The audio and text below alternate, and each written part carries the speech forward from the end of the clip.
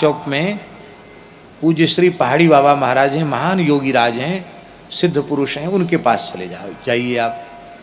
बोले लेकिन आप ये सोच के जाओ कि हमारा वो बड़ा सम्मान करेंगे, सो कुछ नहीं करेंगे। वो अक्खड़ महात्मा हैं, पता नहीं किस धुन में होंगे, क्या बोलने लग जाएंगे।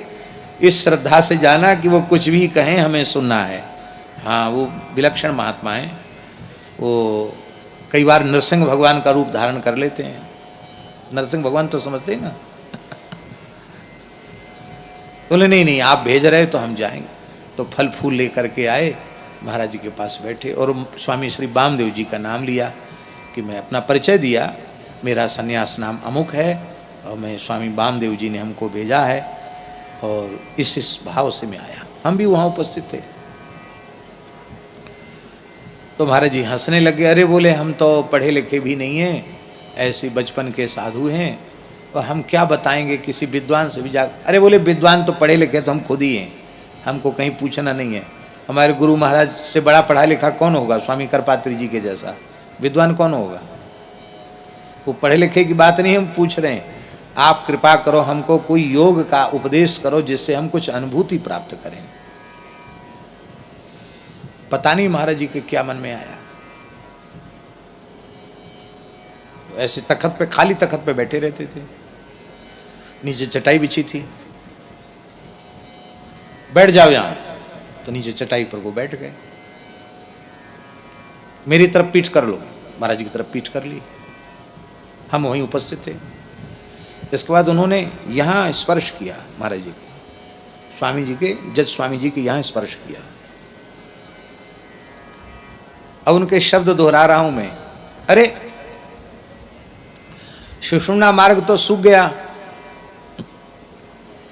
अरे बहुत संसार भोग के आयो, गृहस्थी भोग के आयो, अब बुढ़ापा है, कुछ नहीं होगा। ये आसन प्राणायाम के चक्कर में मत पड़ो। कल्याण चाहते हो तो बताएं, नहीं तो जाओ। तो उन्होंने कहा नहीं, हम कल्याण चाहते हैं, बताइए आप। तो बोले बता तो देंगे पर करोगे नहीं तुम। निश्चय करो कि हम करेंगे। अब तुम्हारा शरीर इस योग्य नहीं है कि तुम योग साधन कर सको। हम जरूर करेंगे। बोले प्रवचन बंद कर दो, पढ़ना लिखना बंद कर दो और जितनी देर कर सको राम राम राम राम राम राम राम राम राम राम करो। संख्या से करो चाहे बिना संख्या से करो, सवेरे जगने से लेके सोने तक, जब तक थको नहीं तब तक राम राम करो। आपका काम हो जाएगा, आपको अनुभव भी हो जाएगा, आप जो चाहोगे सो हो जाएगा। महाराज जी हम आपको क्या कहें, कैसी श्रद्धा थी पूज्य जज स्वामी जी की। उन्होंने बहुत गदगद होकर के कहा कि मैं स्वीकार करता हूं।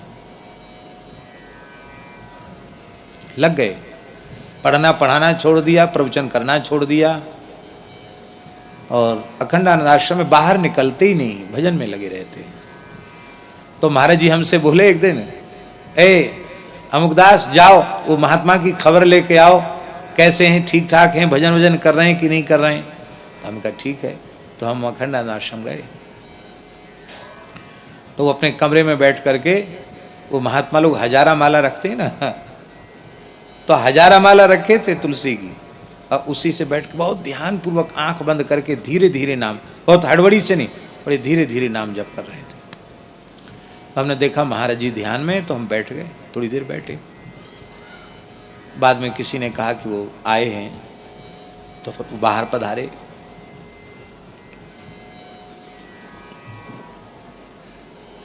विनोदी थे जज स्वामी जी। तो बोले, हमने कि महाराज जी क्या कर रहे थे? अरे बोले क्या कर रहे थे, एक बैरागी महात्मा में चक्कर में फंसा दिया। हमने कि कैसे चक्कर में फंसा दिया? बोले अब सवेरे से शाम तक माला घूमती है, राम राम राम राम राम राम राम राम। शिखा सूत्र त्याग के तो संन्यास लिया और अब ऐसे चक्कर में फंसा दिया, सवेरे से लेके शाम तक माला राम राम राम राम राम राम राम राम। तो हमने भी हंसकर कहा कि महाराज चक्कर में फंसा अनुभव हो रहा है कि कुछ अनुभव हो रहा है? इतना सुनते ही वे गदगद हो गए। उन्होंने कहा सच्ची बात है, हमको अब नाम जप में इतना सुख मिल रहा है, हमको लगता है इतना समय हमने पढ़ाई लिखाई में, जज बनने में और प्रवचन में नष्ट क्यों कर दिया, इतने समय राम राम करते तो क्या नहीं मिल जाता। और महाराज जी पूर्ण समाधान मिला उनको। थोड़े से अस्वस्थ हुए तो हम रामकृष्ण मिशन में उनका दर्शन करने गए, तो उन्होंने अपना चित्र दिया। नहीं, उनको अपना चित्र देने की क्या जरूरत थी, उन्होंने अपना चित्र दिया। बोले आप खाक चौक में जाकर इस चित्र को ले जाओ और महाराज जी के चरण तल में ऐसे ऐसे रगड़ना। तो हमने कहा क्यों? कहते बस जो कहते हैं उसका पालन करो। हमने कहा जो आ गया। हमसे बोले अब हम दोबारा चरणों में प्रणाम करने आ नहीं पाएंगे, इसलिए अब हम प्रत्यक्ष नहीं जा सकते, तो हमारा फोटो ही चला जाए। और हमने जाकर के उनका चित्रपट, उनका फोटो महाराज जी के चरण में ऐसे ऐसे रगड़ा। महाराज जी, महाराज ए क्या करता है? हमने कहा महाराज जी जज स्वामी जी की आज्ञा का पालन कर रहे हैं। तो बोले अब उनका काम हो गया, अब उन्हें लौट के संसार में फिर नहीं आना है।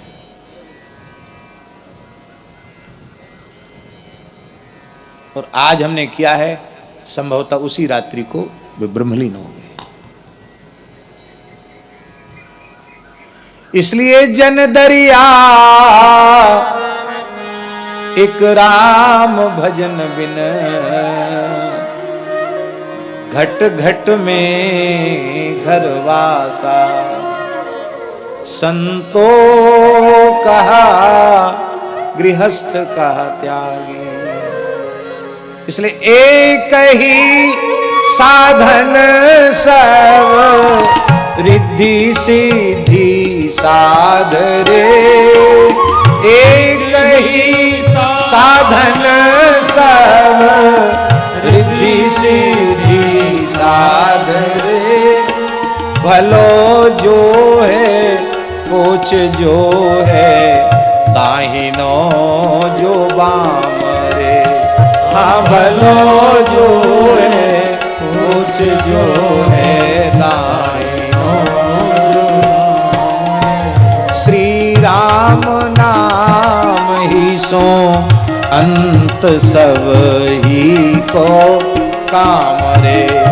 श्री राम नाम ही सो अंत सब ही को काम।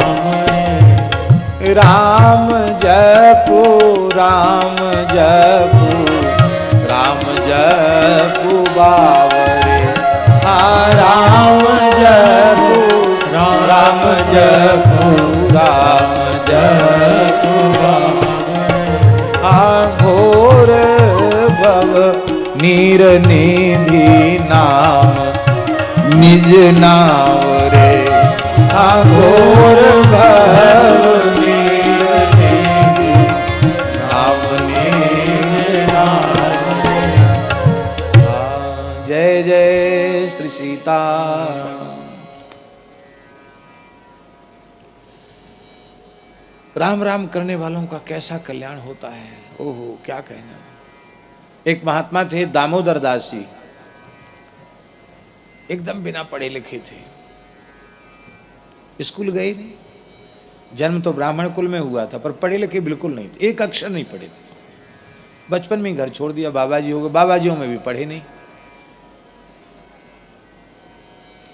रसोई बहुत बढ़िया बनाते, कढ़ी तो ऐसी बनाते थे मोहनदास जी, क्या कहना। गुलाब जामुन को लज्जित करने वाली पकौड़ी, मुंह में डालो और घुल जाए पकौड़ी ऐसी। वो कढ़ी छौंकते थे तो सुगंध दूर तक मोहल्ले में जाती थी। बड़ी सुंदर रसोई बनाते थे। और ऐसे थे, एक दिन भंडारा था तो महाराज जी ने पूछा, ए दामोदर दास। हाँ महाराज। ए बता घड़ी में कितना समय हो गया। राधा कृष्ण जी लगभग 40-50 साल रहे उसी स्थान में और अब तक वो घड़ी देखना नहीं जानते थे कि घड़ी कैसे देखी जाती है। 50 साल में भी घड़ी देखना नहीं सीखे। ऐसे वृद्ध थे, ऐसे देखे।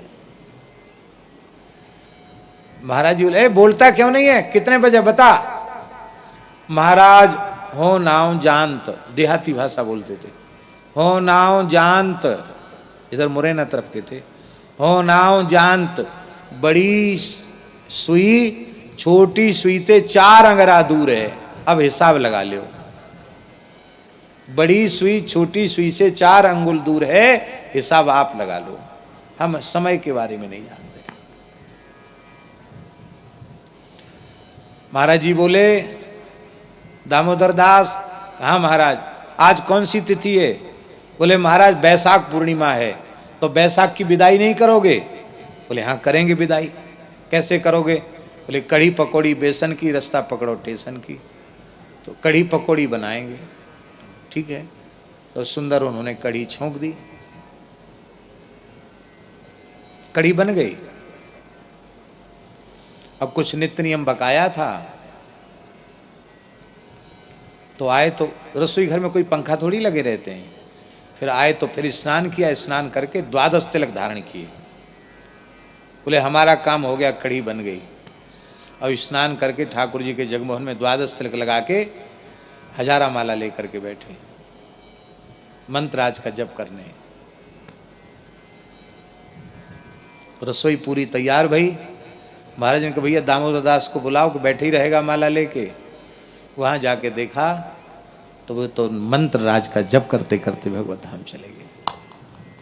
ठाकुर जी का मंदिर खुला हुआ है, सामने बैठे हैं। क्या भाग्यशाली मृत्यु। 12 तिलक लगे हुए हैं, हजारा माला कंठ में है, माला हाथ में है, सुमरनी हाथ में है, नेत्र बंद। पता ही नहीं कि महात्मा पधार गए। किसी ने छुआ तो पता चला कि तो गए। ये है भजन की महिमा, ये है सेवा की महिमा। बोलो भक्तवत्सल भगवान की जय।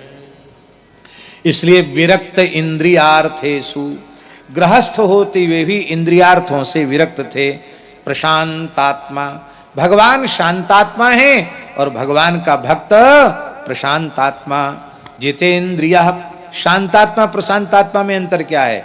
भगवान को आवश्यकता पड़ती है तो क्रोध आदि को भी भगवान आवाहन कर लेते हैं, पर भगवान का भक्त विकट से विकट क्रोध आदि की परिस्थिति के उत्पन्न होने पर भी उसके चित्त में क्रोध उत्पन्न नहीं होता है।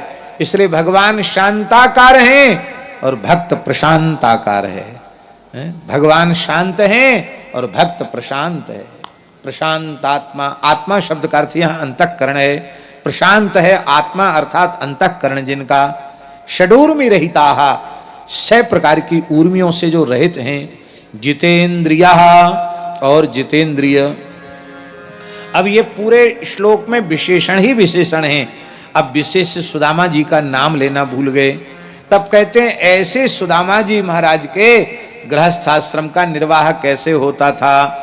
कहते यदृच्छयोपपन्नेन वर्तमानो गृहाश्रमी। ब्राह्मण के लिए कई वृत्तियां शास्त्रों में कही गई हैं।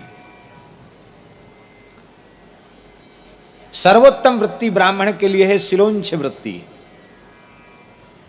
सिल वृत्ति, किसान का खेत कट गया, फसल घर पहुंच गई, अब खेत में जो अन्न के कण पड़े हैं उनको उठा लाए, वो सिल वृत्ति। और सिल हमेशा होता नहीं, तो सिल वृत्ति के अभाव में उंछ वृत्ति। अनाज मंडी में चले गए, व्यापारी ने खरीद लिया और बेचने वाले ने बेच दिया, दुकान बंद हो गई, चले गए सब। अब दुकान में मंडी में कुछ अन्न के दाने पड़े हैं, उनको ले आए, इसको कहेंगे उंछ। तो सिलोंछ वृत्ति से निर्वाह करने वाले ब्राह्मण का तेज कभी नष्ट नहीं होता है। बोले भाई ये तो कठिन है। तब एक वृत्ति है कर्मकांड, यज्ञ और कथा वाचन आदि करके भी, पुराण वाचन करके, यज्ञ आदि करके ब्राह्मण अपनी वृत्ति का निर्वाह करे। ये उत्तम नहीं है। तीसरी वृत्ति है कि वह इससे भी काम न चले तो भिक्षा ले सकता है, भिक्षा ग्रहण कर सकता है। जिन घरों का अन्न ग्राह्य है उन घरों से वह अन्न आदि मांग सकता है आवश्यकता पड़ने पर।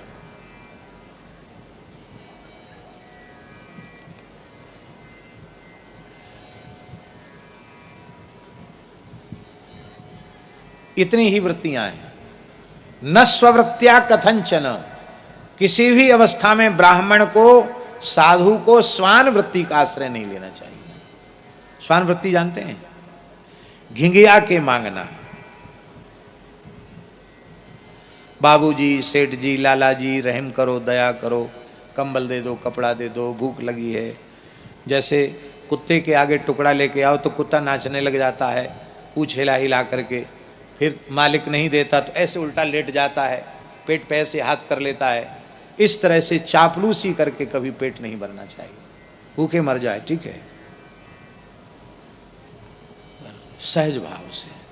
फिर माधुकरी वृत्ति, परमहंसों के लिए, विरक्तों के लिए दो प्रकार की वृत्तियां हैं, एक माधुकरी और एक है यदृच्छा। ये दो वृत्तियां हैं, माधुकरी वृत्ति और यदृच्छा वृत्ति। माधुकरी वृत्ति का अर्थ है जैसे मधुकर भौरा थोड़ा थोड़ा लेता है, किसी फूल का कोई अनिष्ट नहीं होता और वो रस लेकर के अपना उससे निर्वाह करता है। इस तरह से 5 घर 7 घर से जिन घरों का अन्न ग्राह्य है उन घरों का अन्न लेकर के और सिद्ध अन्न लेकर के और वह फिर जल में धो करके प्रक्षालित करके जो यति की विधि है उस विधि से अपना एक समय आहार ग्रहण करें। ये माधुकरी वृत्ति हुई। इस माधुकरी वृत्ति से भी श्रेष्ठ वृत्ति है महाराज जी यदृच्छा वृत्ति। मांगा नहीं जाए, उद्यम न किया जाए, मन में संकल्प भी न किया जाए और अपने आप अकस्मात कोई वस्तु आ जाए तो उस वस्तु की पवित्रता का ध्यान रख करके उसको लेना। देने वाला कौन है, वस्तु ग्राह्य है कि ग्राह्य नहीं है, इसका विवेक करते हुए उस वस्तु को जितना अत्यंत आवश्यक है उतना ही लेना, उससे अधिक न लेना। इसको कहते हैं यदृच्छा वृत्ति। बड़ा कठिन है इस वृत्ति से निर्वाह, लेकिन आप भगवान के सहारे इस वृत्ति को स्वीकार करके देखो, कमाने वाले भले ही भूखे रह जाएं पर यदृच्छा वृत्ति वाला भूखा नहीं रहेगा। भगवान कहीं न कहीं से व्यवस्था करते हैं। स्वामी श्री संपूर्णानंद जी ने हमको बताया, बोले हम 37 वर्ष तक पूर्ण दिगंबर रहे और पूर्ण मौन रहे, किसी से इशारा भी नहीं करते थे खाने पीने का, और हिमालय तक गए पैदल, लेकिन हमें आज तक स्मरण नहीं है कि कभी भगवान ने हमको भूखा सुलाया हो, हमारे पैर में कभी कांटा लगा हो, हमें स्मरण में नहीं। ठाकुर जी विश्वंभर हैं, सब भक्तान किम उपेक्षते, क्या वे संतों की उपेक्षा करेंगे? इसलिए यदृच्छा वृत्ति, यदृच्छा वृत्ति का ही दूसरा नाम दिया गया आकाश वृत्ति। अब वर्तमान समय में लोग खूब धन संग्रह करके बैठे रहते हैं, जमीन भी है, रुपया भी है, सब कुछ है उनके पास, और फिर भी कहेंगे महाराज क्या करें, हमारा तो सब आकाश वृत्ति से चलता है। ये आकाश वृत्ति नहीं है, ये पाताल वृत्ति है। ये आकाश वृत्ति नहीं है, ये पाताल वृत्ति है। वो उनके लिए आकाश वृत्ति है जो वृक्ष के नीचे बैठे हैं, संग्रह परिग्रह से मुक्त हैं। और लंगोटी भी मिल गई तो पहन लिया, नहीं तो कोई आग्रह नहीं कि लंगोटी भी पहनेंगे। ऐसे जो महात्मा हैं और भगवत इच्छा से, भगवत संकल्प से जो आ गया उसी में निर्वाह कर लेते हैं। देखिए अब क्या करें, हम लोगों में विचार नहीं रहा, नहीं अन्न में भी बड़ा विचार है। आजकल तो पूरी बात बोलें तो झगड़ा खड़ा हो जाएगा। अमृतम ब्राह्मणस्यान्नम क्षत्रियान्नम पयस्मृतम। यतियों के लिए महाराज जी भिक्षा के संबंध में निर्देश है। अमृतम ब्राह्मणस्यान्नम क्षत्रियान्नम पयस्मृतम वैश्यान्नमन्नमेवं ही शूद्रान्नम रुधिरम स्मृतम तस्मादग्राह्यम।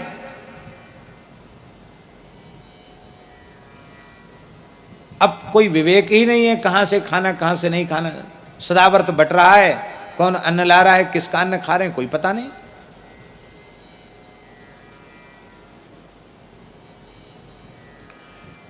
महाराज जी इसमें बहुत ध्यान रखना पड़ेगा। ब्राह्मणस्यान्नम में भी ब्राह्मण का अर्थ है ब्राह्मणोचित वृत्ति से रहने वाले ब्राह्मण का अन्न। और भले ही ब्राह्मण ही क्यों ना हो, न शिखा है, न सूत्र है, न संध्या गायत्री है, और जूता की दुकान खोल के बैठा है, तो उसका अन्न थोड़ी फिर अमृतम ब्राह्मणस्य अन्नम हो जाएगा।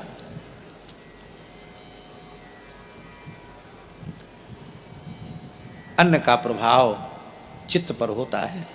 तो श्री सुदामा जी दरिद्र थे, सुदामा जी भीख मांगते थे, ये भागवत में कहीं नहीं लिखा है। सुदामा जी के चरित्र को इतना बिगाड़ दिया लोगों ने। यदृच्छयोपपन्नेन, गृहस्थ होते हुए भी परमहंसों की जो सर्वोच्च वृत्ति है, यदृच्छा वृत्ति है, उस वृत्ति से निर्वाह करते थे श्री सुदामा जी। यदृच्छयोपपन्नेन वर्तमानो गृहाश्रमी, और कंदमूल फल से ही संतुष्ट रहते थे।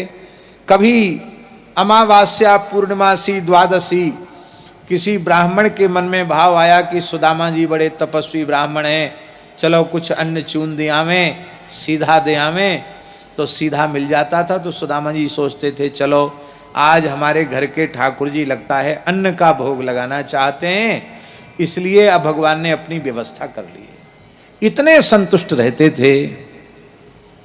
लेकिन सुदामा जी की पत्नी के मन में एक असंतोष था, पीड़ा थी। जो परम पतिव्रता थी उसके मन में एक पीड़ा थी। क्या पीड़ा थी? कि मैं वह भाग्यहीना स्त्री हूं जिसने अपने पूरे जीवन, अपने वैवाहिक जीवन में अब तक अपने पति को भरपेट भोजन नहीं कराया। नहीं तो बढ़िया बढ़िया पदार्थ बनाऊं और फिर जुमाऊं, लो थोड़ा मालपुआ तो जरूर ले लो, थोड़ी तस्मई और ले लो, थोड़ा अमुक ले लो, तमुक ले लो, कुछ है ही नहीं तो क्या अमुक तमुक ले लो। तो ज्यादा नहीं तो इतना तो कम से कम हो कि मैं अपने पति को तृप्त होकर भोजन करा सकूं। देखो ये तप करते करते कितने दुर्बल हो गए हैं, कितने कृशकाय हो गए हैं, ये उसके मन में पीड़ा रहती थी। भगवान ने सोचा सुदामा जी इतने निष्काम भक्त हैं कि वे तो कभी मन में सोचेंगे नहीं, ना कभी आवेंगे कुछ लेने की इच्छा से, तो वो हमारे तक आवें इसका कोई उपक्रम मैं ही करूं। तो कैसे करूं? तो श्री ठाकुर जी स्वयं ही एक ब्रह्मचारी वेश में आ गए। और ब्रह्मचारी वेश में आकर भगवान ने कहा सुदामा जी की गृहिणी से, सुदामा जी जंगल में गए थे समिधा लेने, तो सुदामा जी की पत्नी से कहा भवति भिक्षाम मे देहि, हे माता भिक्षा दें। और घर में कोई हो तब तो भिक्षा दें ब्रह्मचारी को, घर में अन्न का दाना नहीं। तो अब ब्रह्मचारी और यति द्वार पर आवे और उनको भिक्षा न मिले तो गृहस्थ का पुण्य नष्ट हो जाता है। तो वो बड़ी बुद्धिमती थी सुदामा जी की गृहिणी। उसने सोचा कि क्या करूं, मने करूं तो दोष लगेगा, मेरे घर में कुछ नहीं है, ये कहने में भी ठीक नहीं है, क्या करूं। तो उसने हाथ जोड़कर कहा ब्रह्मचारी जी क्या करें, हमारे यहाँ सूतक लगा है, और जिसके घर में सूतक लगा होता है उसकी भिक्षा ग्राह्य नहीं होती है। तो ये तो अभिनव ब्रह्मचारी थे। इन्होंने पूछा कि माताजी सूतक दो प्रकार का होता है, एक जातक सूतक और एक मृतक सूतक, सो आप कृपा करके बता में कौन सा सूतक लगा है। भगवान भी कम नहीं है। भगवान ने पूछा कौन सा सूतक लगा, कोई पैदा हो गया कि कोई मर गया। और सूतक की तो अवधि है ना, 10 दिन का सूतक होगा, इससे ज्यादा थोड़ी सूतक होगा। सुदामा जी की पत्नी ने कहा कि हमारे यहाँ सार्वकालिक सूतक है, 1 दिन 2 दिन का सूतक नहीं, हमेशा का ही सूतक है। अच्छा ऐसा कौन सा सूतक? तो बोले प्रातः काल होते ही एक लड़की जन्म ले लेती है, हमारे रोज एक कन्या पैदा होती है। अच्छा तो बहुत कन्याएं होंगी? बोले बहुत नहीं है, एक ही है, वही बार बार पैदा होती है। उस कन्या का नाम है दरिद्रा। क्या नाम है उसका? घर में कुछ नहीं है। भगवान जोर से हंसे, बोले माताजी आप तो बड़ी बुद्धिमती हैं, आपके पति बड़े विद्वान हैं, विद्वान की पत्नी तो विदुषी होनी ही चाहिए, आप बड़ी विदुषी हैं। पर मैं आपको बताऊं एक बात। हाँ बताओ ब्रह्मचारी जी क्या बात है?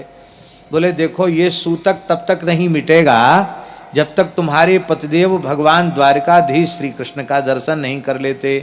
द्वारकाधीश जी का दर्शन करते ही सूतक निवृत्त हो जाएगा।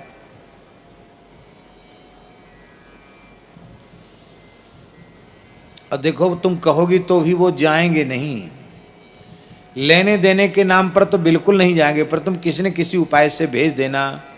तुम्हें पता नहीं है, मुझे पता है।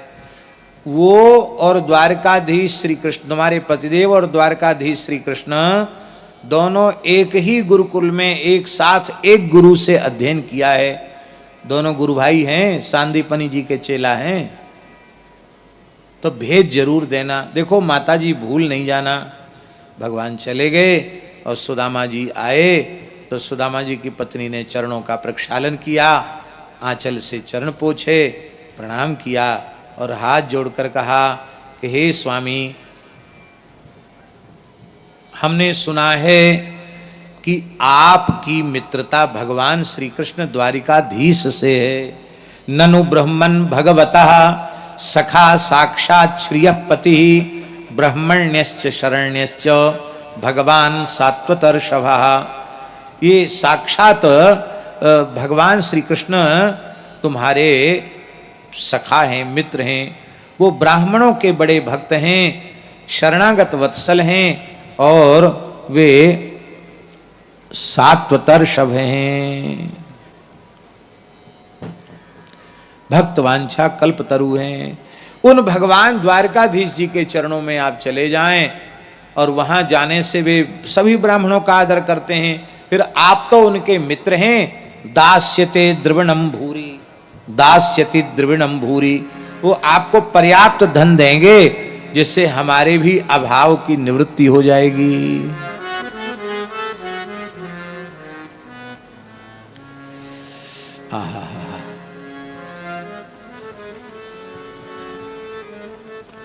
वो कितने करुणामय हैं श्री कृष्ण, जो प्रेमी भक्तों को अपने आप तक को दे डालते हैं। उन जगत गुरु श्री कृष्ण से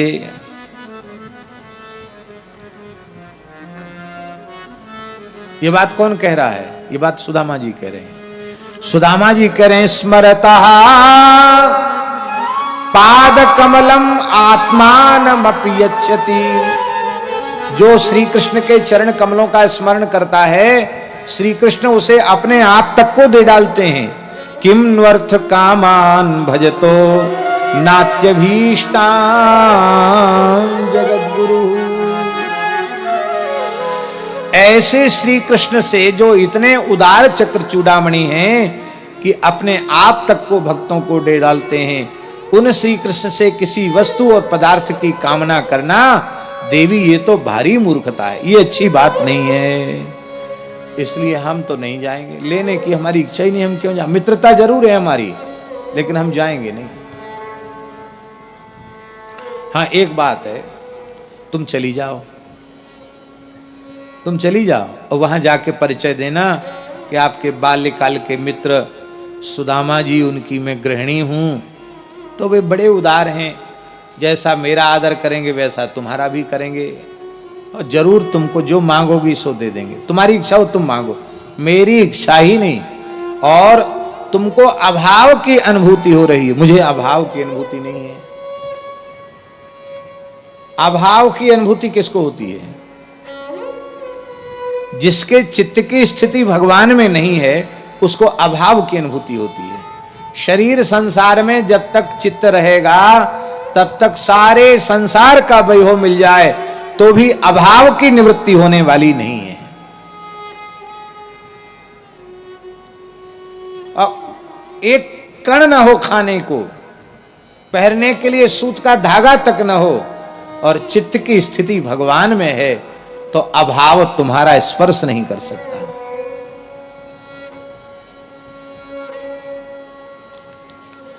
भगवान आदि शंकराचार्य जी कह रहे हैं, सुर मंदिर तरु मूल निवास, सुर मंदिर तरु मूल निवास, शय्या भूतल मजिनम बासा, शय्या भूतल मजिनम बासा, सर्व परिग्रह भोग त्यागा,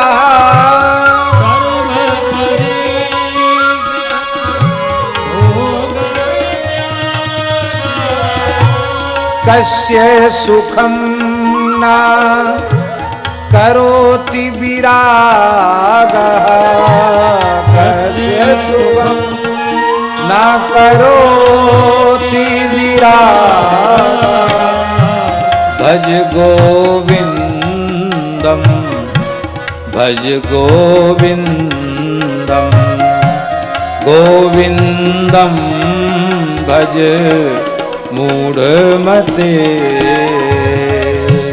भज गोविंदम भज गोविंदम गोविंदम भज मूढ़मते।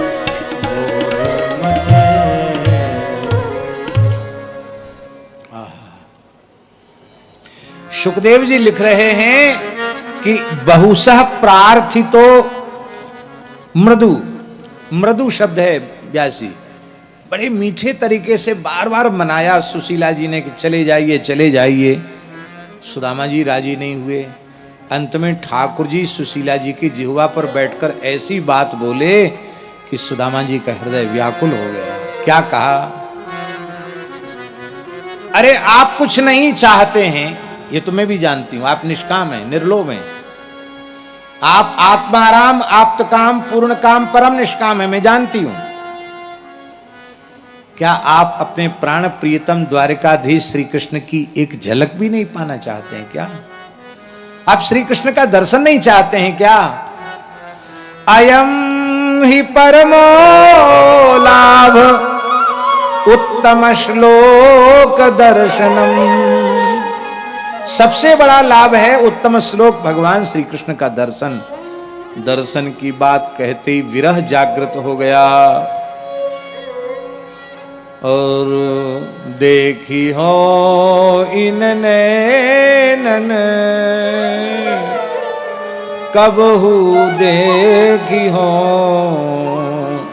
इन नैनन, इन नेत्रों से कब देखेंगे? लेकिन फिर भी प्रेम छिपाने की वस्तु है। सुदामा जी बोले देवी रिक्त पाणिम न पश्येत राजानम भिषजम गुरुम। राजा, वैद्य और गुरु, इन तीन के पास रिक्त पाणी नहीं जाना चाहिए, खाली हाथ नहीं जाना चाहिए। अब व्यास जी देखिए, श्री कृष्ण से तीनों संबंध हैं। राजानम द्वारिकाधीश हैं, भिषजम भवरोग वैद्य हैं, गुरुम कृष्णम वंदे जगत गुरुम। श्री कृष्ण राजा भी हैं, श्री कृष्ण भवरोग के वैद्य भी हैं और वे जगत गुरु भी हैं। और लोग तो कह देते हैं कि किसी सेठ के यहां से मांग के, अरे भाई काऊ सेठ वेठ के यहां से मांग के नहीं लाए। भागवत में स्पष्ट लिखा है, लोग पढ़ते तो है नहीं पोथी, खाली ऐसी अलल टप्पू बोलने लग जाते हैं। क्या लिखा है भागवत जी में? लिखा है याचित्वा चतुरो मुष्टीन विप्रान विप्रान पृथक तंडुलान। ब्राह्मणों के घरों से जा करके सुशीला जी 4 मुट्ठी चिवड़ा, पृथक तंडुल माने चावल नहीं होता, पृथक तंडुल माने होता चिवड़ा। चिवड़ा जानते हैं? दधि चिवड़ा उपहार अपारा, भरी भरी कांवर चले कहारा। आजकल लोग पोहा को ही चिवड़ा समझते। पोहा अलग चीज है और चिवड़ा अलग चीज है। पोहा चिवड़ा में भेद है।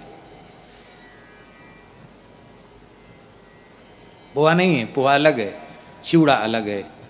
चिवड़ा समझने के लिए मिथिला की पवित्र रज में जन्म लेना पड़ेगा, तब समझ में आएगा चिवड़ा की महिमा, दही की महिमा कितनी अद्भुत है। व्यंजनों की कोई कमी तो जनकपुर में नहीं थी, लेकिन दही चूड़ा का विशेष नाम लिया गया। बोलो भक्तवत्सल भगवान की जय।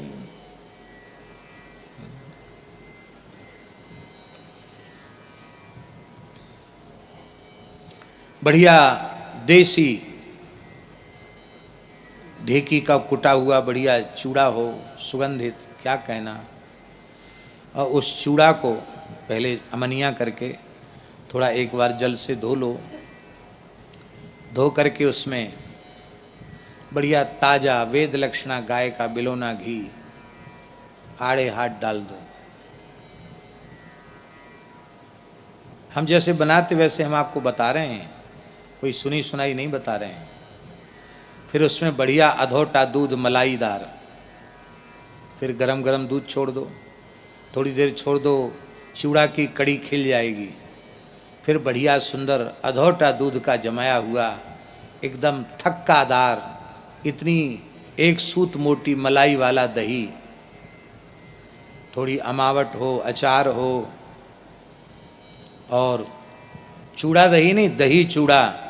दही 3 पाव हो तो चूड़ा 1 पाव हो, इस माप से दही अधिक हो, और उसमें थोड़ा देसी केला भी हो, वो जगन्नाथपुरी वाला केला, वो केला भी हो। और फिर इसके बाद ठाकुर जी को भोग लगाओ चूड़ा का, फिर पाओ। हा हा हा, क्या कहना, मुंह में पानी आ गया है। हाँ, बूरा तो छूट गया, ये कहते बूरा छूट गया। बूरा कैसे छूटेगा? उसमें बूरा भी, बूरे की जो मात्रा होती है वो चूड़ा जितना है उसके माप में उससे 1.5 बूरा पड़ता है। बूरा डाल दो, वाह। बूरा के बिना तो देखो, सावधान है श्रोता, पीछे भी खड़े तो भी सावधान है।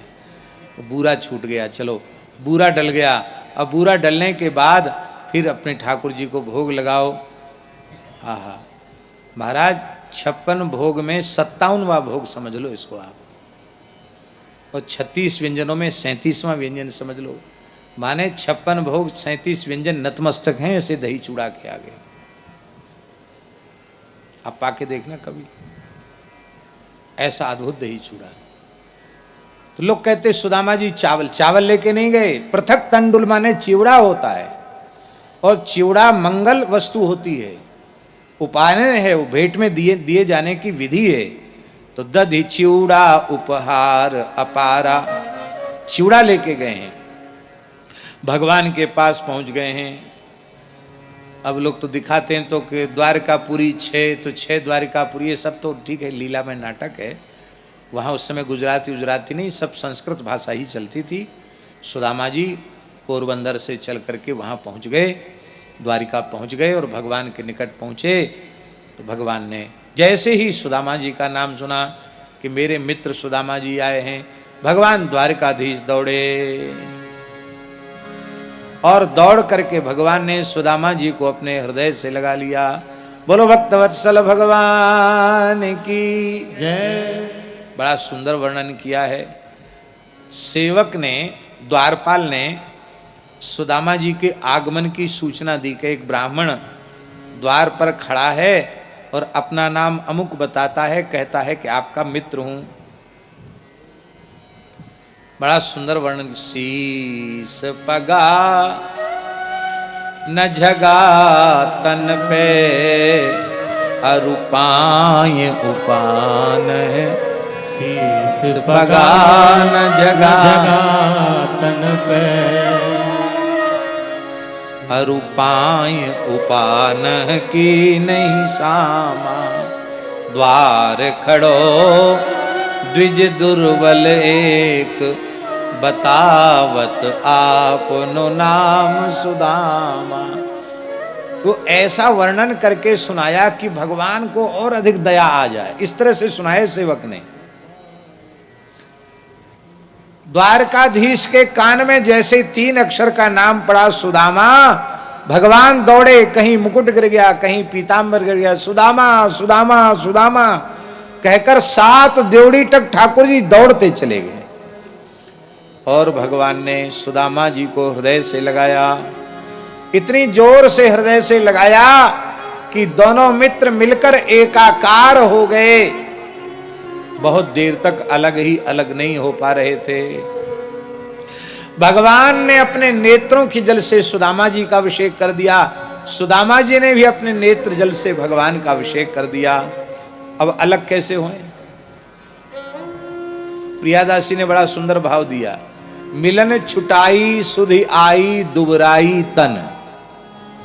मिलन कैसे छूटा? प्रियादासी कहते हैं कि सुधि आई, सुधि आई, किसको सुधि आई? दोनों को सुधि आई। दोनों के सुख का विचार कर रहे हैं।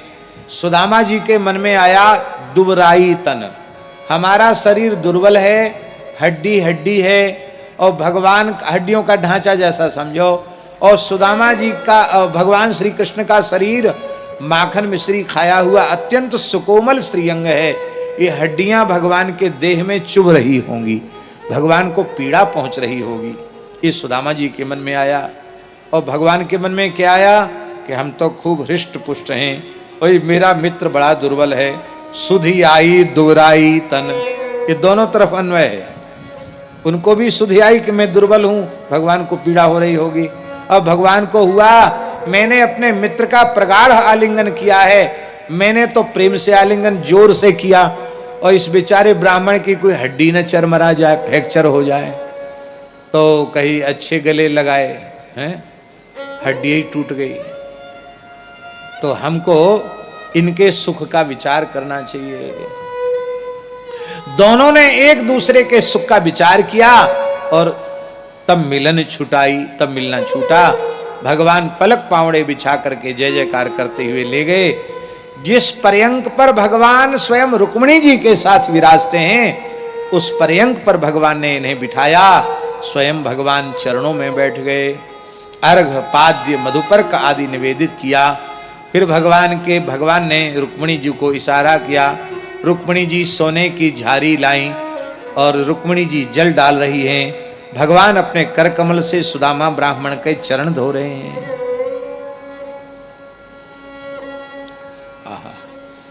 देखी बिहाल विबायन सो, पग कंटक जाल लगे पुनि जोए। देखी सुदामा की दीन दशा, करुणा करके करुणा निधि रोए। पानी परात को हाथ छुओ, नैनन के जल सो पर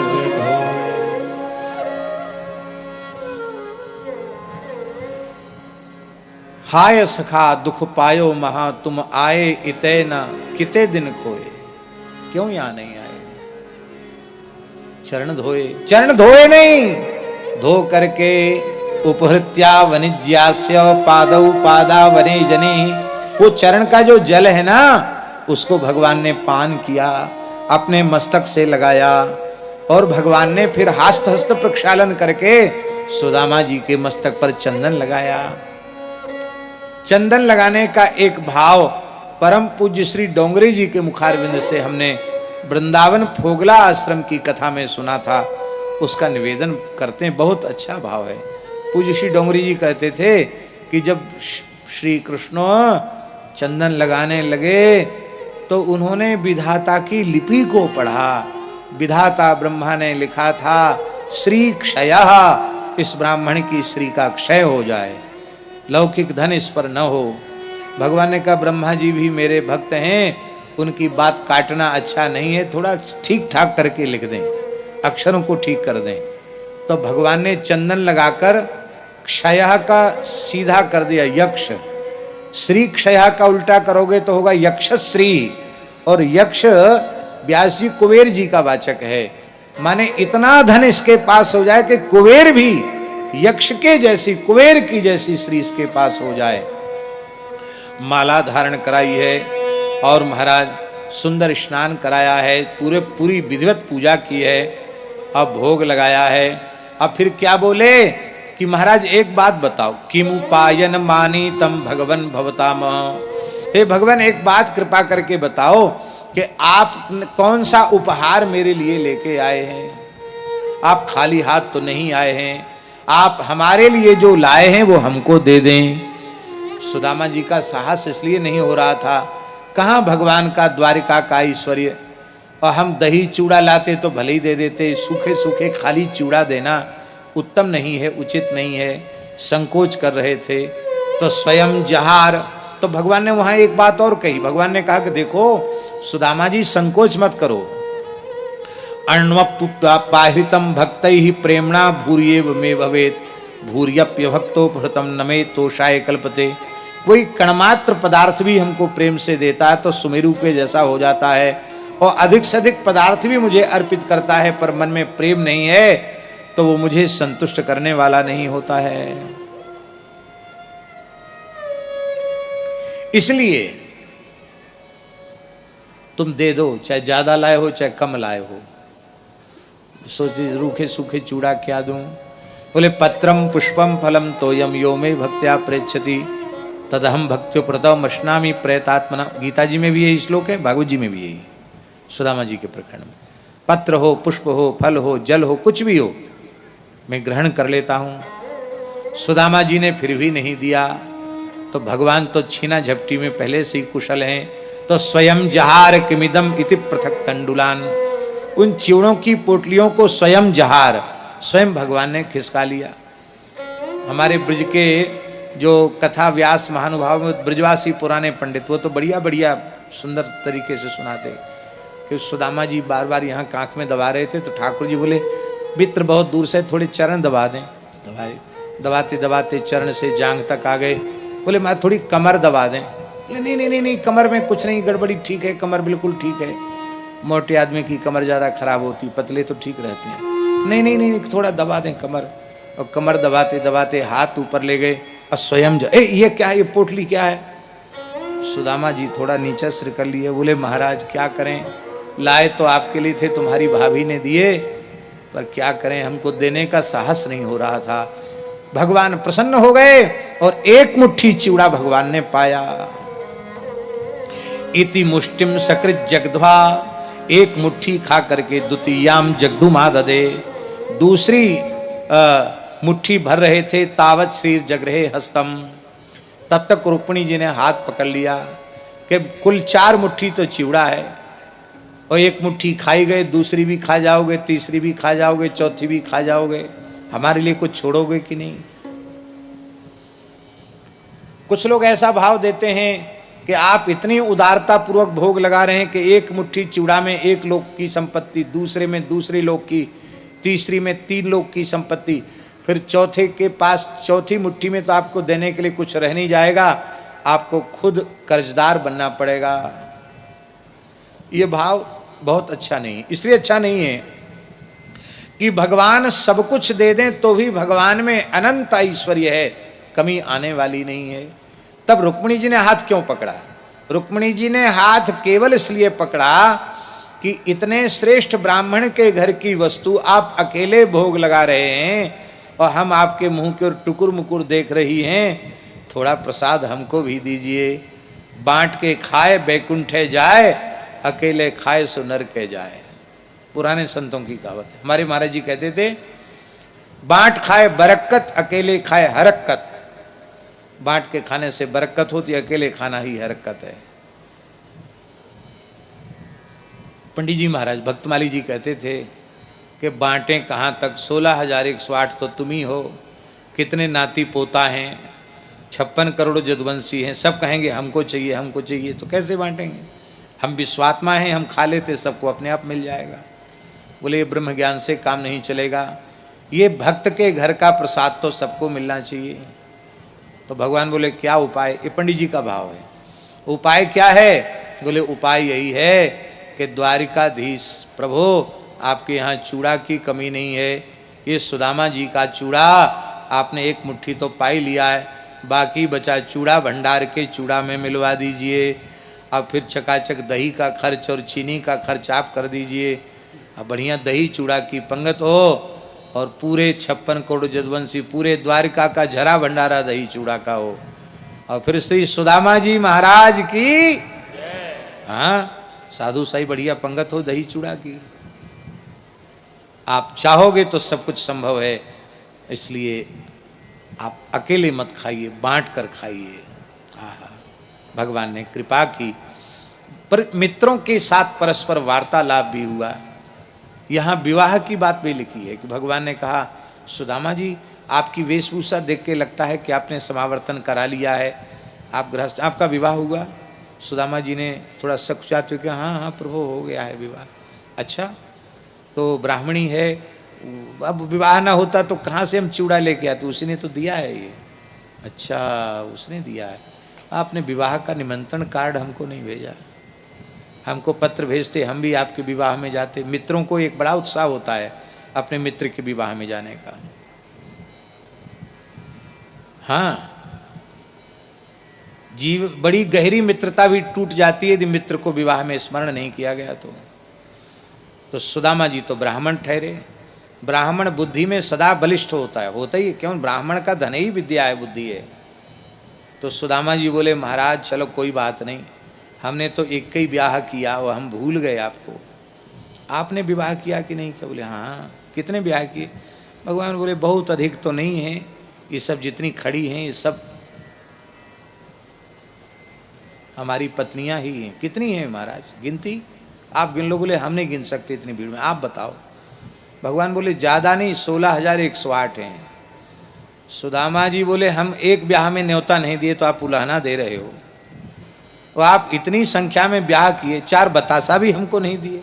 अरे किसी के द्वारा भिजवाई देते कि हमारे ब्याह के बतासा हैं। आहा, भगवान बोले देखो सुदामा जी, हमारे ब्याह सब भाग दौड़ के लूट खसोट के ब्याह हुए, यहाँ से भगा लाए, वहाँ से भगा लाए। हाँ, रुक्मणी जी को भगा के तो लाए, वो कैसे लाए? सब लड़ाई झगड़ा हुआ, रुक्मणी जी को उठा के ले आए। तो वहाँ कहाँ ब्याह बारात निमंत्रण कार्ड छपे, इतनी फुर्सत कहाँ थी? तो हाँ, आपको बुलाना चाहिए था, आपका तो विवाह कोई हड़बड़ी में हुआ नहीं, हमारे तो सब हड़बड़ी में ब्याह हुए। सुदामा जी ने कहा, भगवान मेरे जैसे अकिंचन तपोधन ब्राह्मण में इतनी सामर्थ्य कहाँ जो द्वारकाधीश को बुलाता, आपको कहाँ बिठाते, आपको क्या पवाते? हम लोग ब्राह्मण हैं, हम यहाँ तो धर्माचरण के लिए कन्या और कुश का एक मोटक दे करके कन्यादान कर दिया जाता है। हमारे यहाँ तो अकिंचन ब्राह्मणों में ऐसे ही हो जाता है हमारे। भगवान बोले व्यवस्था तो हम जुटाते, पर आपने हमको भुला दिया, अच्छा नहीं किया। सुदामा जी ने कहा, भगवान हम लोग गुरुकुल में रहते थे, कितना आनंद था। यहाँ महाराज जी गुरुकुल का स्मरण तो किया है, पर ये स्मरण सुदामा जी ने नहीं किया कि हमने तुम्हारे हिस्से के चना खा लिए थे, और वो चना खाने से और फिर तुमने श्राप दे दिया था कि तुमने हमारा हिस्सा खा लिया, तुम दरिद्री हो जाओ, इसलिए हमको दरिद्र होना पड़ा।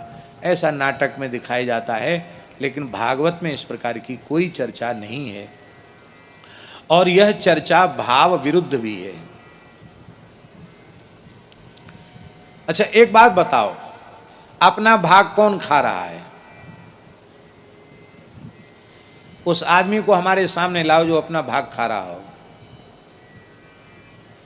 हमारी दृष्टि में तो पूरे ब्रह्मांड में कोई मिलेगा नहीं। सारे जीव भगवान का दिया हुआ ही खा रहे हैं,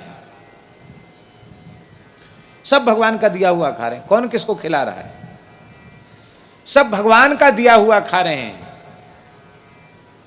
तो सब भगवान का ही भाग खा रहे हैं, तो भगवान किसी को श्राप नहीं देते। एक ब्राह्मण को, अपने मित्र को केवल एक मुट्ठी चना खा लेने पर भगवान कहें जा तू दरिद्री है जा, तो भगवान को दया सागर, कृपा सागर, करुणा सागर कौन कहेगा?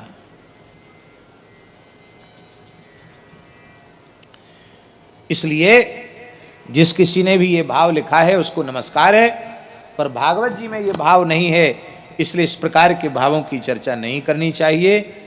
जो दरिद्रता वाली बात है, सुदामा जी दरिद्र नहीं थे, सुदामा जी अकिंचन ब्राह्मण थे, और सुदामा जी को पूरे भागवत में कहीं दरिद्र नहीं कहा।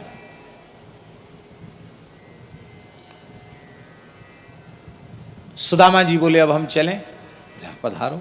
हाँ, सुदामा जी को भगवान ने 1 रुपए दक्षिणा नहीं दिया। नारायण जी 1 रुपए एक मुहर दे देते सोने की, नहीं दिया। क्यों नहीं दिया?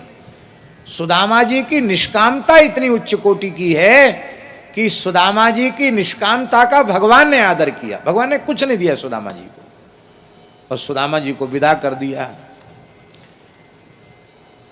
जैसी हम लोग किसी भक्त के यहाँ जाएं और कुछ भी सत्कार न करे तो भले ही सील के कारण किसी से कुछ न बोलें, पर कहीं न कहीं मन में तो अरे कुछ नहीं दिया, कुछ तो देता, इतना था कुछ तो देता कम से कम। और कई भोले महात्मा होते हैं, वो तो वहीं कह देते साला इतनी दूर बुलाया कुछ नहीं दिया, अरे राम राम बताओ कुछ नहीं दिया, कहो उसी के सामने लिफाफा फाड़ के फेंक दें। पर सुदामा जी के अंतःकरण की स्थिति देखिए, सुदामा जी क्या क्या कह रहे हैं, भगवान ने हमें कुछ क्यों नहीं दिया? बोले अधनोयम धनम प्राप्य माद्यन्नुच्चैर्न मां स्मरे इति कारुणिको नूनम धनम में भूरि ना ददात। क्या बढ़िया बात, यह निर्धन ब्राह्मण धन पाकर मतवाला हो जाएगा, संध्योपासन छोड़ देगा, अग्निहोत्र छोड़ देगा, देवाराधन त्याग देगा। तो भगवान कितने करुणामय हैं, ये ब्राह्मण अपने धर्म से विकृत न हो जाए, इसके लिए भगवान ने मुझे कुछ नहीं दिया। आहा, देखो भगवान कितने दयालु हैं। क्वाहम दरिद्र पापीयान क्व कृष्ण श्री निकेतन ब्रह्मबंधुरितिस्माहम बाहुभ्याम परिरंभिता। कहाँ श्री कृष्ण, कहाँ मैं एक निर्धन ब्राह्मण, पर मुझे भगवान ने अपनी भुजाओं में भरकर हृदय से लगाया। अहो ब्रह्मण्य देवस्य दृष्टा ब्रह्मण्यता मया। आज ब्रह्मण्य देव भगवान की ब्राह्मण भक्ति हमने अच्छी प्रकार से देख ली। और श्री सुदामा जी मन में बुरा नहीं लगा उनके कि हमको कुछ नहीं दिया, बड़े प्रसन्न हैं। जैसे ही घर पहुंचे हैं पोरबंदर सुदामापुरी, तो जहां सुदामा जी की झोपड़ी थी,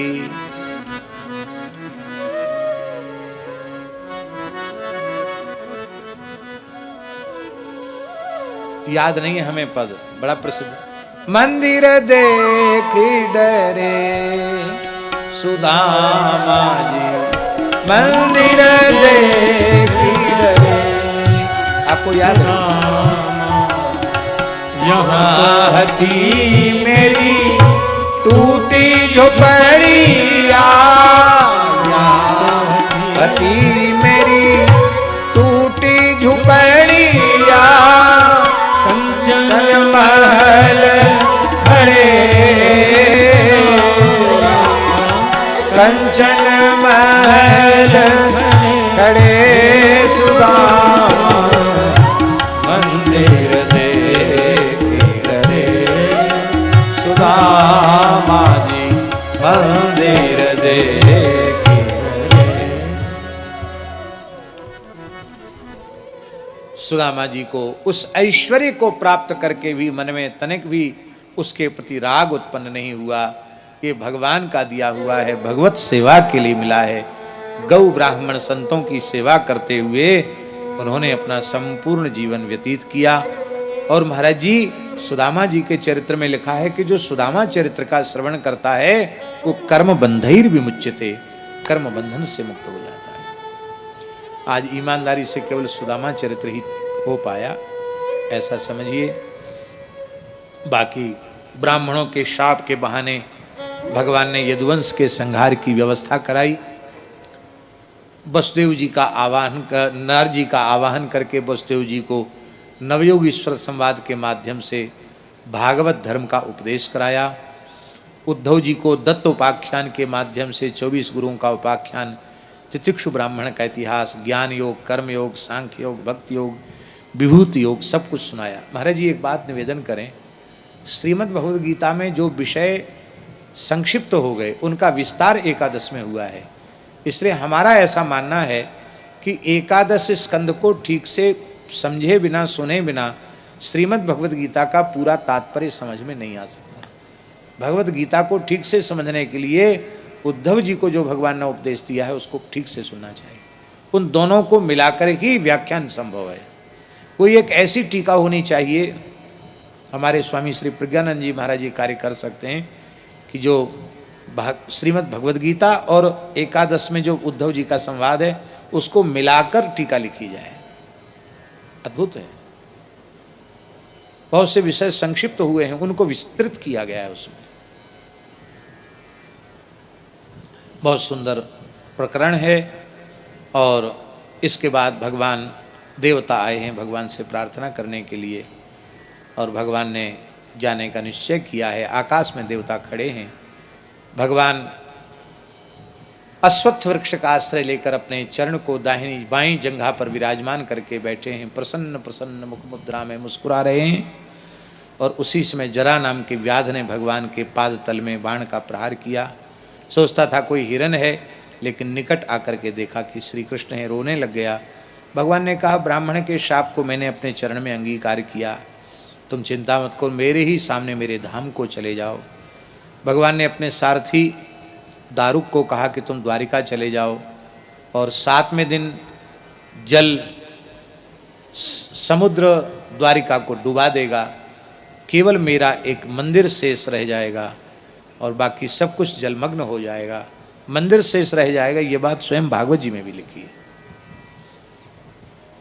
वर्जयित्वा मदालयम, मेरा घर मेरा मंदिर छोड़ करके सब जलमग्न हो जाएगा। और आज भी द्वारिका के चिन्ह वैज्ञानिक को खोज करने वालों को भी जल में भीतर भगवान के द्वारिका के चिन्ह मिले हैं आज भी। और भगवान ने महाप्रयाण किया है। देवता ब्रह्मा जी, शंकर जी, इंद्रादि देवता खड़े हैं। भगवान किस मार्ग से जाएंगे कोई देख न सका, क्योंकि जो सर्वगत सर्वरूप सर्वमय हैं, उनकी गति आगति का दर्शन भला देवता कैसे कर सकते हैं। भगवान भक्तों की पुकार सुनकर प्रकट होते हैं। लीला का कार्य संपन्न होने के बाद भगवान अंतर्धान हो जाते हैं। भगवान सहसा अंतर्धान हो गए। एक भाव श्रीमद् भागवत में प्रतिष्ठित हो गए। स्वकीय मृद भवे तेजा तच्च भागवते, भागवत जी में विराजमान हो गए। दूसरा भाव कि भगवान प्रवासक क्षेत्र से अंतर्धान हुए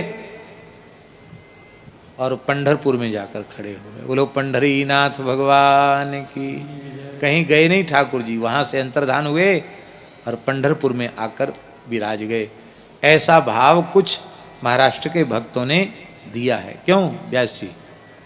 महाराष्ट्र के संतों ने संतवाणी में इस प्रकार का भाव दिया है। अब भगवान कहीं नहीं, भगवान तो भक्तों के हृदय में है। बोलो भक्तवत्सल भगवान की। कलयुग के राजवंशों का वर्णन है, कलयुग के धर्मों का वर्णन है, और अंत में फिर श्री सुखदेव जी ने परीक्षित को अंतिम उपदेश किया है। हे राजन, मैं मर जाऊंगा, ये पशु बुद्धि है, इसका त्याग करो। जो उत्पन्न हुआ है वो नष्ट होगा, जो उत्पन्न ही नहीं हुआ वह नष्ट क्या होगा। इसलिए अहम ब्रह्म परम धाम ब्रह्माहम परमम पदम एवं समीक्षण आत्मानम आत्मन्याधाय निष्कले। अहम ब्रह्म परम, मैं परब्रह्म परमात्मा श्री कृष्ण का परायण भक्त हूँ। वो परब्रह्म परमात्मा श्री कृष्ण हमारे अंतर्यामी हैं। ब्रह्मात्म को हम परमम पदम, उनके श्री चरण कमल ही मेरे जीवन का चरम लक्ष्य हैं। इस प्रकार से उनका चिंतन करते हुए, अपने अंतर्यामी के रूप में उनका अनुभव करते हुए तुम अपने आप को उनके चरणों में समर्पित कर दो। यह भगवान ने उपदेश किया है सुखदेव जी ने। परीक्षित ने कहा कि भगवान आप कहते मेरी वाणी विराम ले रही है, और दास निवेदन करता कि मेरा तो जीवन ही विराम ले रहा है, क्यों कथा सुनने को नहीं मिलेगी तो मैं जीवित रहकर क्या करूँगा। कथा के वियोग में, गुरु के वियोग में उन्होंने अपने देह का विसर्जन किया। सुखदेव जी उसके पूर्व ही वहाँ से प्रस्थान कर गए। जन्मेजय ने सर्पयज्ञ किया, आस्तिक के कहने से रोका, और भागवत के सूची अध्याय का बड़ा सुंदर वर्णन है, उसको हम नमस्कार करते हैं। और अंत में यम ब्रह्मा वरुणेन्द्र रुद्र मरुता स्तुन्वन्ति दिव्य स्तवैः वेदैः सांगपदक्रमोपनिषदैर्गायन्ति यं सामगा ध्यानावस्थित तद्गतेन मनसा पश्यन्ति यं योगिनो यस्यान्तं न विदुःसुरासुरगणा देवाय तस्मै नमः। पृष्ठे भ्राम्यद मंद मंदर गिरिग्रावाग्र कंडूयनान्यद्रालो कमठाकृतैर्भगवत श्वासानिलापान्तु यत्संस्कार कलानव्रतन वसाद्वेलान वेनाम्बसां यातायातमतन्द्रितं जलनिधेर्नाद्यापि विश्राम्यति कस्मै येन विभासितोऽयमतलो ज्ञानप्रदीपः पुरा तद्रूपेण च नारदाय मुनये कृष्णाय तद्रूपिणा योगीन्द्राय तदात्मनाथ भगवद्राताय कारुण्यतस्तच्छुद्धं विमलं विशोकममृतं सत्यं परं धीमहि। भवे भवे यथा भक्ति भवे भवे यथा भक्ति पादयोस्तव जायते पादयोस्तव जायते तथा कुरुष्व देवेश तथा कुरुष्व देवेश नाथस्त्वं नो यतः प्रभो नाथस्तं नो यतः प्रभो नाम संकीर्तनं यस्य नाम संकीर्तनं यस्य सर्व पाप प्रणाशनम सर्व पाप प्रणाशनम प्रणामो दुख शमनः प्रणामो दुख शमनः तम नमामि हरिं परम तं नमामि हरिं परम्। यदक्षरं पदभ्रष्टं मात्राहीनं यद्भवेत् तत्सर्वं क्षम्यतां देवो प्रसीद परमेश्वर। यस्य स्मृत्या च नामोक्त्या तपो यज्ञक्रियादिषु न्यूनं सम्पूर्णतां याति सद्यो वन्दे तमच्युतं। मंत्रतस्तंत्रतश्छिद्रं देशकालारवस्तुतः सर्वं करोतु निश्छिद्रं नाम संकीर्तनं तव। हरये नमः हरये नमः हरये नमः हरये नमः हरये नमः हरये नमः श्री बहुलायै नमः श्री बहुलायै नमः श्री समंगायै नमः श्री समंगायै नमः श्री अकुतोभयायै नमः श्री अकुतोभयायै नमः श्री क्षेमायै नमः श्री क्षेमायै नमः श्री सख्यायै नमः श्री सक्षायै नमः श्री भूयस्यै नमः श्री भूयस्यै नमः श्री सर्वसहायै नमः श्री सर्वसहायै नमः श्री सुरभ्यै नमः। श्री सुरभ्यै नमः। यह वाणी की सेवा सर्वदेवमयी सर्ववेदमयी भगवान की आराध्या उपास्या पूज्या गोमाता के चरणों में समर्पित है। गोमाता अपने परम उपासक भक्त श्री राधा वल्लभ जालान जी को नित्य गोलोक में सदा सर्वदा के लिए आश्रय प्रदान करें। ऐसी गोलोक की अधीश्वरी श्री गौ माता के चरणों में हमारी प्रार्थना है। अपने से बड़ों के पद चिन्हों पर चलना चाहिए। श्री राधा वल्लभ जी का जैसा सत्संगमय जीवन था उसको आप सबको हृदय से आदर करते हुए अपनाना चाहिए। उनके हृदय में बड़ी भावना थी गौ सेवा की, यहाँ के लिए भी निरंतर चिंता करते रहते थे। जड़खोर में भी सबसे पहले आजीवन अक्षय गौ सेवा का आरंभ उन्होंने ही किया। वो न करते तो बीच बीच में हर साल जरूरत पड़ती है और भूसा चारा के समय बैंक से कर्ज लेना पड़ता है। यदि वो नहीं कराते तो बैंक से कर्ज लेने की पात्रता भी नहीं रहती और सबको प्रेरित भी करते थे। तो आज उनके मन के भाव को ही पूज्य पथमेड़ा महाराज जी ने व्यक्त किया और उनकी आज्ञा से आप लोगों ने यहाँ बैठकर सुना है। मानो ये भगवान की प्रेरणा है कि आप सब हृदय से गौ माता से जुड़ जाइए। इस गौ सेवा के महान यज्ञ में आप भी एक यजमान बन जाइए। आपका अर्थ केवल जालान परिवार नहीं, यहाँ बैठे हुए जितने लोग हैं सब हमारे आप सबके सहित, और जहाँ जहाँ तक चैनल के माध्यम से लोग सुन रहे हैं वे सब भी जुड़ें। हमारे यहाँ इस चैनल से भी लोगों का बड़ा उपकार होता है, क्योंकि बैठ कर के यहाँ सुनने वाले लोग तो सीमित हैं, पर देखने सुनने वाले दूर दूर तक कितने लोग हैं। बहुत से लोग दूर दूर तक कहने सुनने वाले हैं, श्रवण करने वाले, लाभ लेने वाले हैं। अभी हमारे यहाँ गिरिराज जी में एक महात्मा हैं श्री निम्बार्क संप्रदाय के स्वामी श्री करुणदास जी भक्तमाली। उन्होंने बड़ा सुंदर भक्तमाल गाथा नाम से भक्तमाल का चैनल बनाया है। क्या चैनल कहते, क्या कहते हैं, सीरियल बनाया है, और वो क्रमशः रात्रि को 8 बजे से चलता है और बहुत अच्छा सीरियल है। हमने भी उसके कई भाग देखे हैं। तो भक्तमाल ग्रंथ के माध्यम से उनका प्रयास है कि घर घर में, जन जन में संतों के प्रति, सनातन धर्म के प्रति लोगों का भाव जागृत हो। हम सोचते थे कभी कहेंगे, पर बार बार हम से भूल हो जाती थी कथा के प्रवाह में। तो आज हम निवेदन करते हैं कि आप लोग भी सत साहित्य पढ़िए और ऊट पटांग चीज न देखकर देखना हो तो भक्तमाल सीरियल जैसे बढ़िया सीरियल आप देखिए। वैसे बहुत उत्तम पक्ष ये है कि वो भक्तमाल गाथा जो चल रहा है वो छोटे YouTube चैनल पर ना आकर के यदि किसी बड़े पर्दे पर आता तो भक्तमाल का प्रचार भी अधिक होता है और लोगों को लाभ भी अधिक मिलता है। तो यदि ऐसा हो जाए तो बहुत अच्छी बात है। हम इन्हीं शब्दों के साथ भगवान के चरणों में प्रणाम करते हैं और आगे की क्या योजना है। महाराज जी का आशीर्वाद होगा क्या? महाराज जी का आशीर्वाद होगा। कल से भरत चरित्र का आरंभ होगा और विठल जी के माध्यम से हमें जानकारी मिली है कि पूज्य पथमेड़ा महाराज जी का विचार है कि हम पूरे भरत चरित्र में बैठें तो वो संध्योपासन करके आ सकें। इसके लिए शाम को 5 बजे से भरत चरित्र का प्रवचन का अनुष्ठान रखा है। तो आप लोग समय से यहाँ उपस्थित होकर के लाभ लें। आगे की बात विठल जी बताएंगे। श्री राम जय जय राम। श्री राम जय जय राम। श्री राम जय राम। श्री राम जय राम। श्री गौ माता की जय। श्री गोकरुणा चातुर्मास आराधना महोत्सव की जय। आप हम सब परम सौभाग्यशाली हैं। विगत 7 दिवस से श्रीमद् भागवत जी की मंगलमयी कथा का रसास्वादन कर रहे हैं। संपूर्ण जालान परिवार सगे संबंधियों सहित सब पधारे इस गोलोक परिसर में और उन्होंने दिव्य कथा का लाभ प्राप्त किया। अभी पूज्य महाराज जी ने आप हम सब लोगों को निर्देश प्रदान किया कि पूज्य पथमेड़ा महाराज जी के भावानुसार सायंकालीन सत्र में भरत चरित्र का दिव्य सत्संग का लाभ हम लोगों को प्राप्त होगा।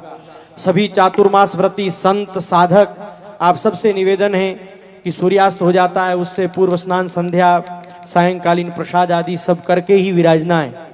तो सत्संग पूज्य महाराज जी के प्रारंभ होने का तो समय है, बाकी जैसा रहेगा उस हिसाब से हम लोग दिव्य इस सत्संग का लाभ प्राप्त करेंगे। आज हमारा गो समृद्धि गांव, मनोरथी गांव, दाता गांव के सभी गोभक्त सज्जन माताएं बहनें सभी पधारे हैं। वे सभी समन्वय कार्यालय में पूज्य पथमेड़ा महाराज जी के कर कमलों से आशीर्वाद प्राप्त करेंगे। पूरे गांव ने यहाँ पर उपस्थित होकर के इस चातुर्मास में मनोरथी बनने में सहभागिता निभाई है। आपका भी खूब खूब स्वागत और खूब खूब अभिनंदन है।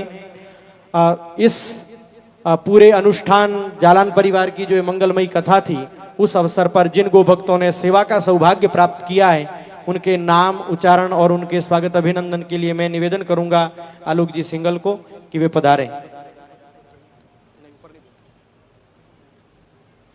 बोले गौ माता की।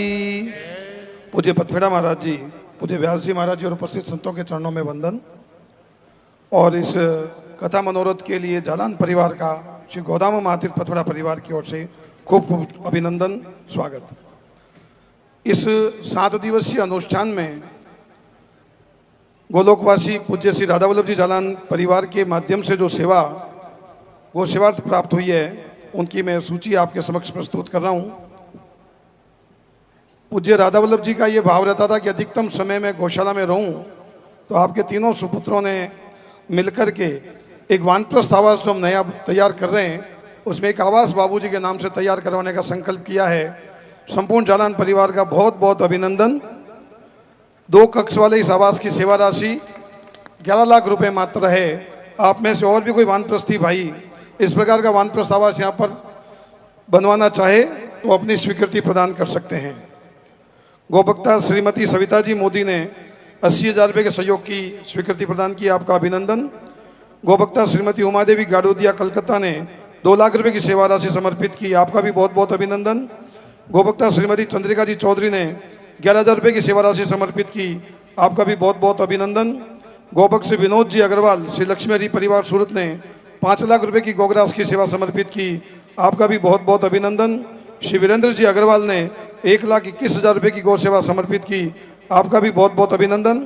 एक गोभक्त ने आपके माध्यम से 51,000 रुपये की सेवा राम जी के नाम से समर्पित की, उनका भी बहुत बहुत अभिनंदन। श्रीमती नेहा जी कोहली ने 1,01,000 रुपये की गौ सेवा समर्पित की, आपका भी बहुत बहुत अभिनंदन। लाइफ स्टाइल अरविंद जी सूरत वालों ने 51,000 रुपये की सेवा गौ सेवा समर्पित की, आपका भी अभिनंदन। श्रीमती मनीषा जी खेतान मुंबई ने 50,000 रुपये की गोग्रास की सेवा समर्पित की, आपका भी अभिनंदन। श्री प्रकाश जी मोदी रांची ने 15,000 रुपये की गोग्रास की सेवा समर्पित की, आपका भी बहुत बहुत अभिनंदन। श्रुति एवं शिवाय मुंबई दोनों खेतान परिवार के बच्चे हैं, उन्होंने अपनी जेब खर्ची से 10,000 की राशि गौ सेवा समर्पित की, उन दोनों बच्चों का भी खूब खूब अभिनंदन। श्री आनंद जी जालान दिल्ली, जो हमारी दिल्ली शाखा के वरिष्ठ उपाध्यक्ष भी हैं, आपने 3 लाख रुपए की गोग्रास की सेवा समर्पित की, आपका भी बहुत बहुत अभिनंदन।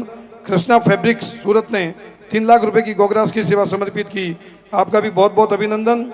गोलोकवासी आदरणीय श्री राधेश्याम जी खेमका द्वारा स्थापित श्री सीताराम सेवा ट्रस्ट, जिसे अभी वर्तमान में के खेमका जी देख रहे हैं, आप यहाँ पधारे थे, आपने भी 11,11,111 रुपये की गोग्रास की सेवा समर्पित की, आपका भी बहुत बहुत अभिनंदन।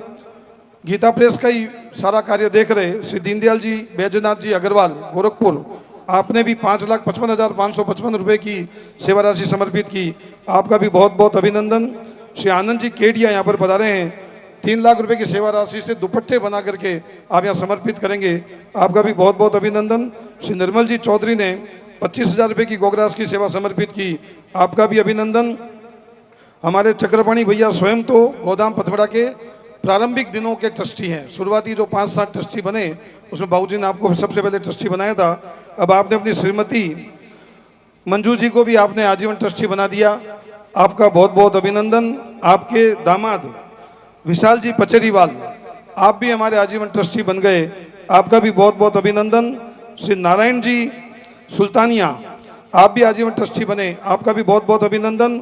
चक्रपाणी जी के सुपुत्र मुकुल जी, आप भी हमारे आजीवन ट्रस्टी बन गए, आपका भी बहुत बहुत अभिनंदन।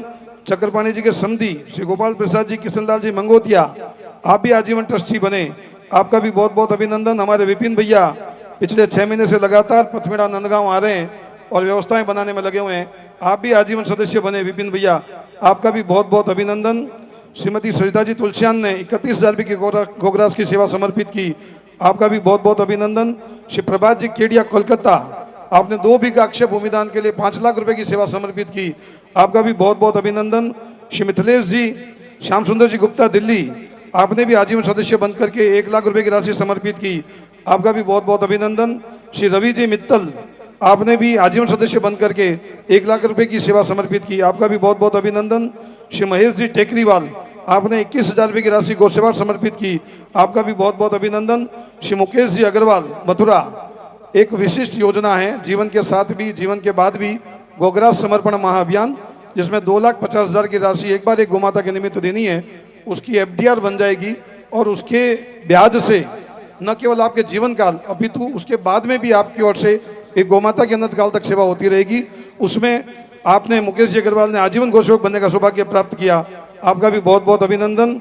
श्रीमती उषा जी गोयल ने 11,000 रुपये की गोग्रास की राशि समर्पित की, आपका भी बहुत बहुत अभिनंदन।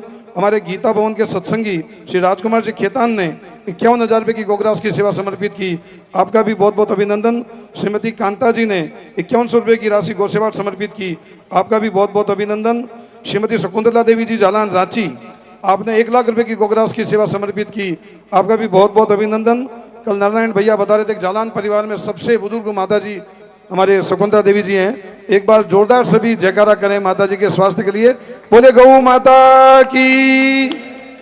श्रीमती ज्ञानू दीदी आपने 50,000 की गोग्रास की सेवा समर्पित की, आपका भी बहुत बहुत अभिनंदन। श्रीमती लता मोदी जी, आपने 25,000 रुपये की गोग्रास की सेवा समर्पित की, आपका भी बहुत बहुत अभिनंदन। श्रीमती राधा बुआ जी, आपने 68,000 रुपये की गोग्रास की सेवा समर्पित की, आपका भी बहुत बहुत अभिनंदन। श्री बुबना जी ने 51,000 रुपये की गोग्रास की सेवा समर्पित की, आपका भी बहुत बहुत अभिनंदन। श्रीमती ममता बुआ जी ने 1 लाख रुपये की गोग्रास की सेवा समर्पित की, आपका भी बहुत बहुत अभिनंदन। श्रीमती अन्नपूर्णा जालान जी, आपने 1 लाख रुपये की गोग्रास की सेवा समर्पित की, आपका भी बहुत बहुत अभिनंदन। हमारे भानु चाचा लगभग 3 लाख से अधिक की राशि के कंबल और छतरी इस प्रकार की सारी सामग्री गोदाम पथमेड़ा के ग्वालों वगैरह को वितरित की, आपका भी बहुत बहुत अभिनंदन। और जालान परिवार के द्वारा व्यवस्था में जितने भी कर्मचारी नंदगांव में लगे हुए हैं उन सभी के लिए वस्त्र और दक्षिणा भी समर्पित की गई। और जो संत पधारे हैं उनके लिए भी आपने जो सेवा समर्पित की है उसके लिए आपका बहुत बहुत अभिनंदन है। जालान परिवार बार बार यहाँ पर आता रहे। पूज्य राधा वल्लभ जी महाराज के स्मृति में उनके भावों के अनुरूप आप अनवरत श्री गोदाम महातीर्थ पथड़ा की सेवा इसी प्रकार करते रहें, यही मंगल कामना व्यासपीठ के चरणों में निवेदित करते हुए मैं मुकुल जी चक्रपाणी जी जालान से आग्रह करूंगा आप पधारें और जालान परिवार की ओर से सभी का आभार अभिव्यक्त करें। श्री मुकुल भैया। जालान परिवार की तरफ से गोदाम पथमेड़ा, गोदाम नंदगांव, हमारी जो ये कथा थी इसकी व्यवस्था में सबका जो सहयोग रहा है उसमें मैं आभार व्यक्त करूँ शब्द नहीं है मेरे पास। बहुत बहुत आभार मैं सबका व्यक्त करता हूँ। सभी भक्तजन जिन्होंने इतनी श्रद्धा से कथा सुनी उनका मैं बहुत बहुत आभार व्यक्त करता हूँ। हम सभी साधुओं को हम प्रणाम करते हैं। आपके आने से हमारी इस आयोजन का मान कई गुना बढ़ गया। दस शरणानंद जी महाराज जी, राधा कृष्ण महाराज जी और सभी महाराज जी जिन जो यहाँ पे उपस्थित है सबको हम बहुत बहुत बहुत बहुत आभार व्यक्त करते हैं। बहुत बहुत धन्यवाद। यजमान परिवार से निवेदन है कि वे आरती के लिए पधारें। हमारे भरत चरित्र के मनोरथी श्री देवाराम जी जागरवाल आप भी पधारें। कल भरत चरित्र की कथा की मंगल शोभा यात्रा समन्वय कार्यालय से चल करके यहाँ पर आएगी। 4:30 बजे यह शोभा यात्रा समन्वय कार्यालय से आएगी। सभी लोग इस शोभा यात्रा में जरूर जरूर सम्मिलित होवें। जय गो माता। आरती के लिए सभी पधारें।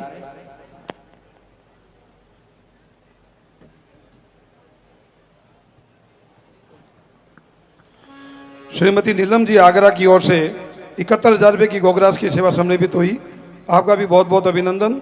शैलू बुआ की ओर से 21,000 रुपये की गोगराज की सेवा प्राप्त हुई, आपका भी बहुत बहुत अभिनंदन।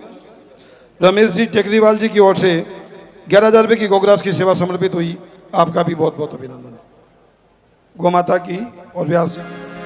रत्नेश्वर्यै नमः। ज्वालामालिन्यै नमः। ओम चंद्रमा मनसो जातचक्षुः सूर्यो जायत श्रोत्राद्वायुश्च प्राणश्च मुखादग्निरजायत। आरती अति पावन पुराण की, धर्म भक्ति विज्ञान की, महापुराण भागवत निर्मल, सुख मुख विगलित निगम कल्प, परमानंद सुधारसमय लीलारत रस रस निदान की। आरती अति पावन पुराण, कलमल मथन प्रताप निवार, जन्म मृत्युमय भव भयहार, सेवक सतत सकल सुख का, तुम हो सभी हरि चरित गान के। आरती अति पावन पुराण, विषय विलास विमोह विनाश, विमल विराग विवेक विकास, भगवत तत्व रहस्य प्रकाश, परम ज्योति परमात्म ज्ञान के। आरती अति पावन पुराण, परमहंस मुनि मन उल्लास, रस हृदय रस रास विलास, भक्ति मोती रति प्रेम सुदास, कथा पठन चलते सुधार के। आरती अति पावन पुराण के। आरती अति पावन, आरती अति पावन, आरती अति पावन। जलेन शीतलीकरणं पुष्पैः देवताय वन्दनम्, आरोग्यार्थे स्वात्माय वन्दनम्, आरारतिक्यं समर्पयामि। आरारतिग्रहणं हस्तौ प्रक्षाल्य मन्त्रपुष्पाञ्जलिः। ॐ जगनेन जग्नमयजन्त देवास्तानि धर्माणि प्रथमान्यासन्नाते हनाकं महिमानः, सचन्त यत्र पूर्वे साध्याः सन्ति देवाः, नानाशुगन्धि पुष्पाणि यथा कालोद्भवानि च, पुष्पाञ्जलिर्मया दत्त गृहाण परमेश्वर। मंत्रपुष्पाञ्जलिं समर्पयामि। श्री पुराण पुरुषोत्तमाय नमः। श्री वृंदावन विहारी लाल की जय। श्रीमद्भागवत महापुराण की जय। श्री वेदव्यास जी महाराज की जय। श्री सुखदेव जी महाराज की जय। श्री पथमेड़ा गोधाम की श्री नंदगाम की जगज्जननी यज्ञेश्वरी पूज्या गौ माता की शब संतन की शब हरिभक्तन की आज के आनंद की जय जय श्री सीताराम जय जय श्री राधे श्याम। नमः पार्वती पतये हर हर महादेव।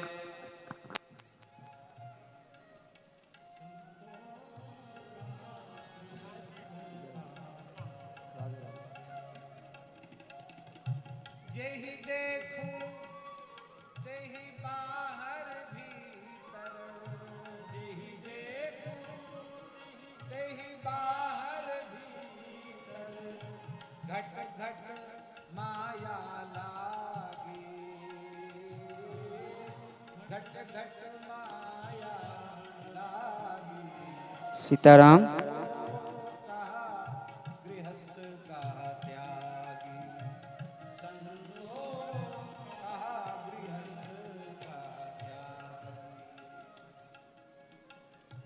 जिस घर को छोड़ा था वो भी तो मिट्टी का ही था।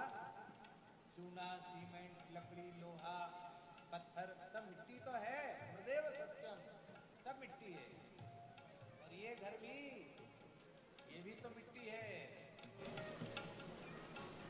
माटी की भीत पवन का खंभा गुण अवगुण से छाया।